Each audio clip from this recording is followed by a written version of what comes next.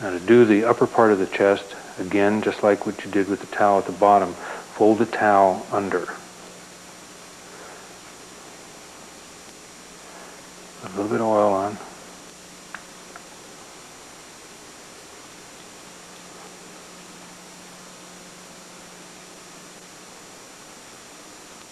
And there's two ways of doing this. It depends on your client, and Lisa, I want you to tell me what's more comfortable for you. Okay. What I normally will do is, after I put the oil on, I will put my fingers, my index fingers, right up against their armpit. And then I will take my thumb and massage the pectoral muscle right here in small circles. You can either alternate or you can do the two together. Okay, now that's one feeling that you'll get, Lisa. You tell me if you like that one or this one.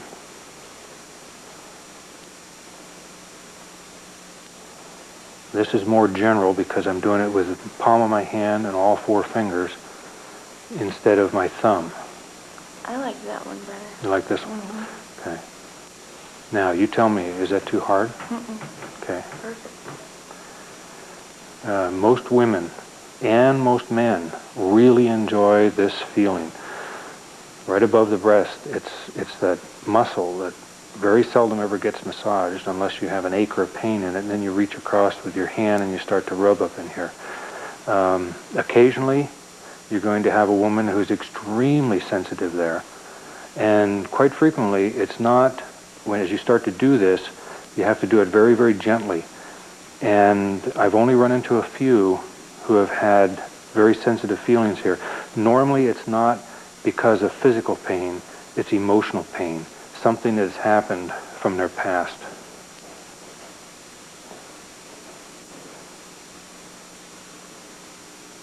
The only thing you can do in a case like that is to slowly, ever so slowly, over a period of sessions, build up their trust to the point of where they will allow you to touch them here. You're nowhere near the breast down here. You're right up here in the muscle. But even here, they're extremely protective. And if you slowly work on it, ever so gently, they will allow you to do it. And before you know it, you'll be doing it just as firmly there as you do it with any other client. You can go down again, right between the breast area, massaging the ribs right where they meet the breastplate.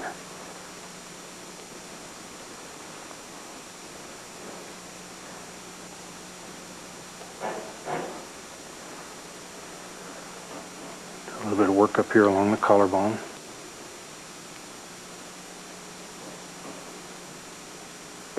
Now on the deltoid. Now as I'm going around in circles, I'm also pushing down toward the table.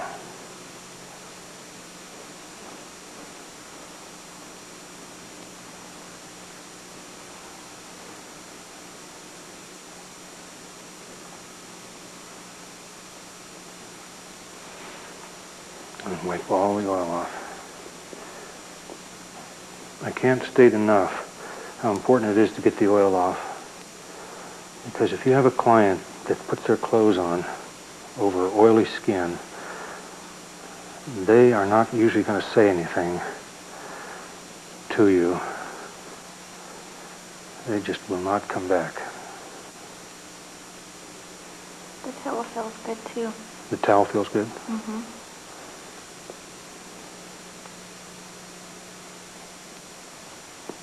You always got to remember that your fingers went into different areas that normally you might miss as you wipe.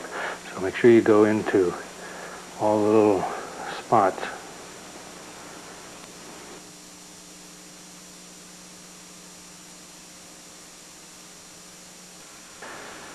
Now as we come into the neck, you want to lift the head, remove the towel from under.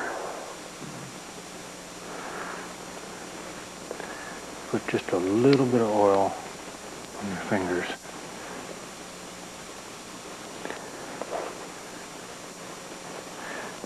You want to trap the hair in your hand. Tilt her head over and to the side just a little bit. You're going to go down the trapezius. You're going to go from the back of the neck right up in the base of the skull take your fingers, you're going to do it with these two fingers. Go down, not over the top of the shoulder, but over the back, right to the scapula, right there. So go down and up, down, up. You're kind of tight right in there, Lisa. Mm-hmm.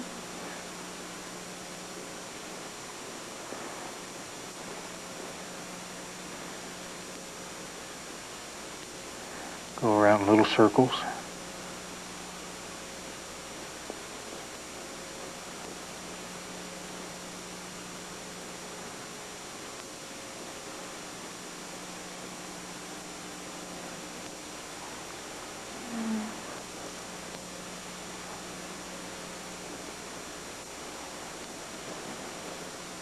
Then the last move is a nice long stretch. From right here, you hold her head, you take this hand, and you push her shoulder away from her ear.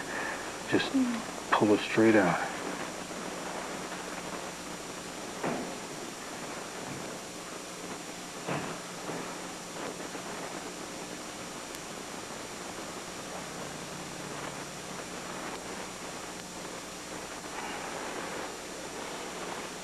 And then we do the same thing on the opposite side.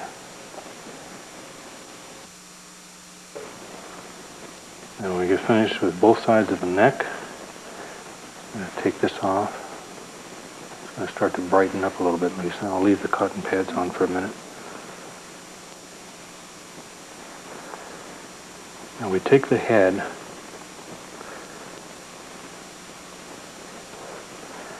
we cradle it in our hands with the ear between the thumb and the index finger. We bring it all the way over to the side, touch the ear to the shoulder, and rotate. Touch the ear to the shoulder, rotate, as if you're wiping the cheek down over the shoulder. Don't be afraid to stretch it.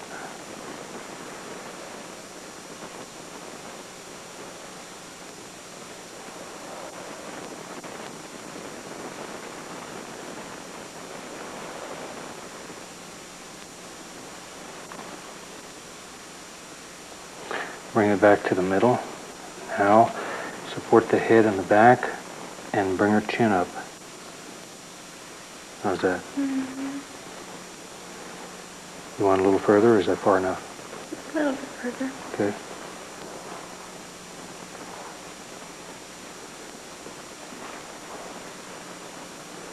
One more time.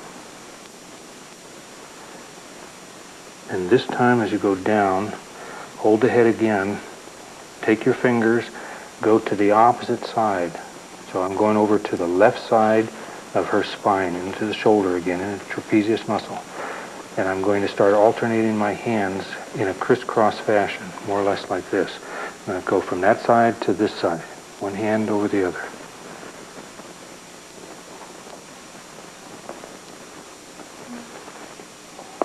I'm pulling on her head at the same time.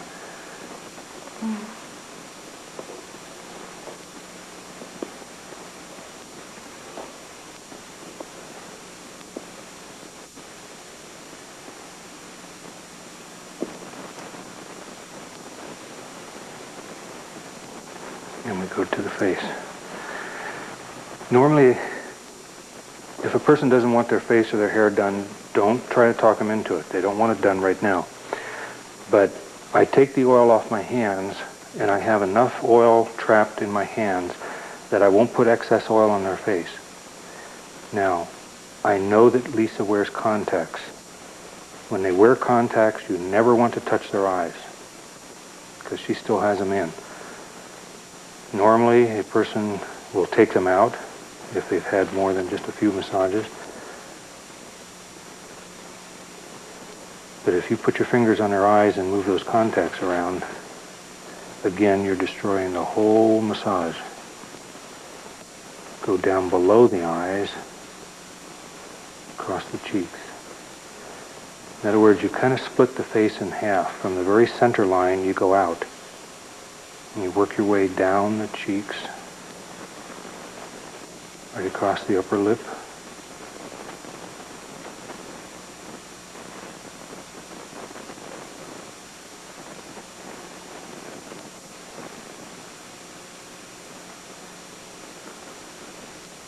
And form your fingers in little V's and go right down the chin line.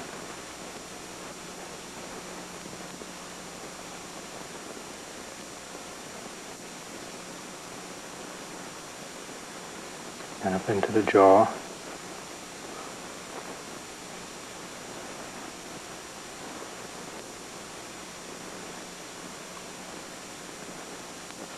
And on the side of the neck below the ears.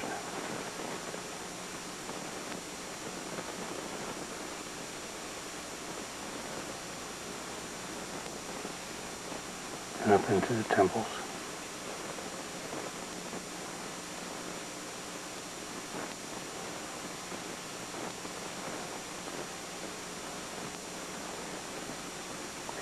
And the last part is the ears.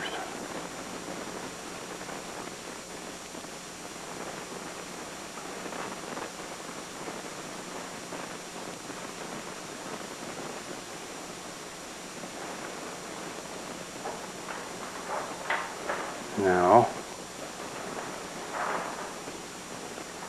smooth out the hair, wipe the excess oil off.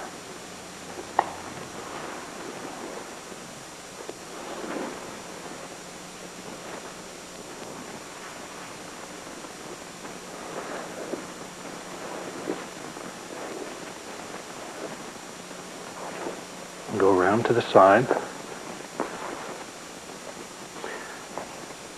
Cradle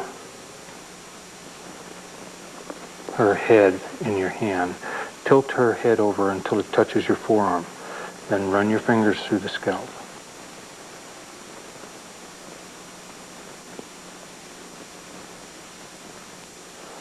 Like that? Mm-hmm.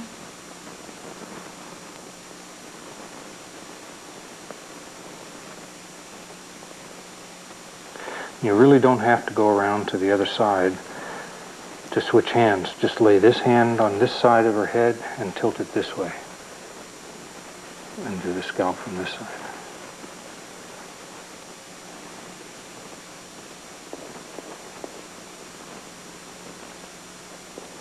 You can spend as much time on the top of the head and the hair on the scalp as you probably could spend on the bottom of somebody's feet.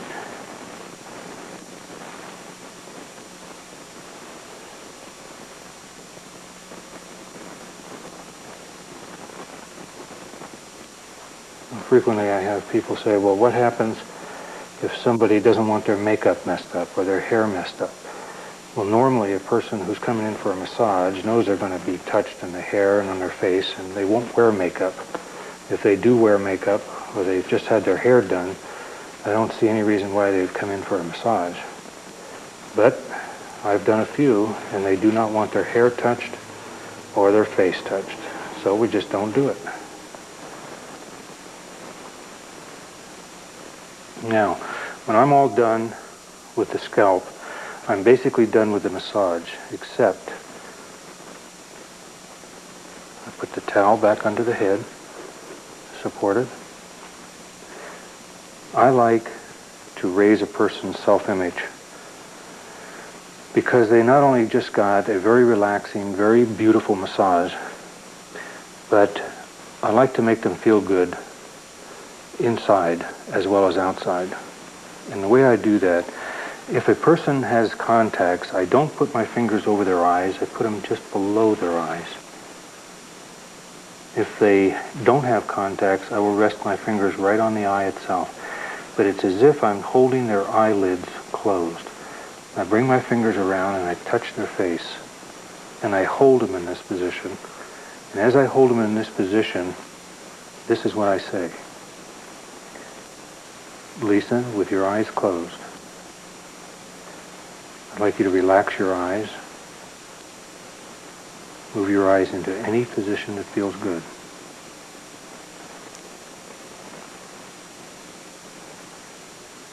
Focus on your breathing. Feel each breath as you take in that fresh, clean oxygen deep into your lungs. Let out the last remnants of tension, frustration, anger, stress that you're carrying on the inside.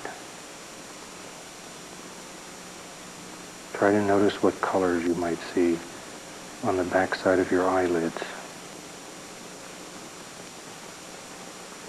As you focus on those colors, I'd like to tell you something. You know, Lisa, you have a lot of talents, skills, and abilities. You have very special feelings of love and kindness and consideration and gentleness. Now it's time for you to amplify them for yourself first. There is not now, there never has been, and there never will be another person exactly like you. That means that you are unique in all the world. Another word for unique is special. And Lisa, I also know that you're a very intelligent person.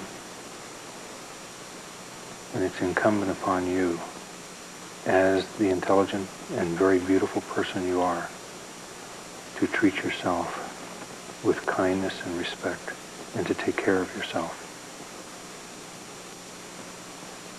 If you don't, not many other people will. You need to let them know how you want to be treated, and they will treat you the way you treat yourself. Being special is important, so that everywhere you go, you can leave those feelings of warmth and kindness, uniqueness behind you, so that somebody else might cross your path even a day or two later and know that somebody very special crossed this way. Now, Lisa, I'd like you to notice how good you feel from the top of your head all the way down through your body to the bottoms of your toes. And then I want you to take all the time that's important for you to bring yourself back slowly, ever so slowly, as if you're reorienting yourself from the inside out. Bring yourself back as I take my hands off. You're still going to feel as if my hands are there. And I'll take my hands away, and you open your eyes only when you want to, not because you have to. And I want you to notice how good you feel when you open your eyes and feel better than you felt in a long, long time.